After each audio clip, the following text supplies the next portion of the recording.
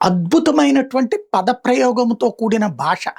అది దాంట్లో ఛందస్సుతో మాట్లాడడం కావచ్చు, ప్రాసతో మాట్లాడడం కావచ్చు, గ్రాంధికంగా మాట్లాడటం కావచ్చు.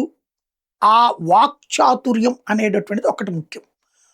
వామపక్ష భావజాలికులు ఇలాంటి వాక్చాతుర్యం. దానికి తోడు పాటలు ఒక ఎక్స్‌టెంపోర్‌గా పాడగలిగినటువంటి తత్వం.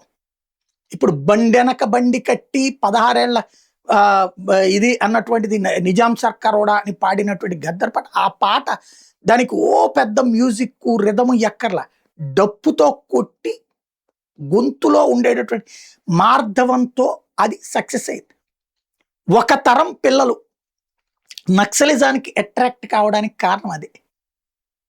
తర్వాత దాన్ని మార్చుకోవడానికి మనకి ఆ నక్సలిజం 2 తరాలు నాశనం చేస్తే మూడో తరంలో ఇప్పుడిప్పుడే బాగు చేసుకుంటున్నాం.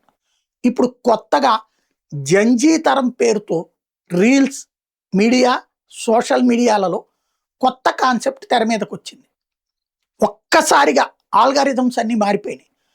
Anti India, anti Modi, anti Hindutva, anti nationalism పాటలు, మీమ్సు, డ్యాన్సులు, ఉత్సాహవంతమైనటువంటి కొంతమంది కుర్రోళ్లతో ఫ్లాష్ మాబ్బుల టైపులో ప్రొజెక్ట్ చేసి, కొంతమంది అబ్బాయిలతో వీడియోలు చేయించి, పాటలు ఒకచోటకి లింక్ చేస్తూ, ఇవి ఎవరైతే దేశాన్ని ప్రేమిస్తారో వాళ్ళకే ఎక్కువ వస్తున్నాయి.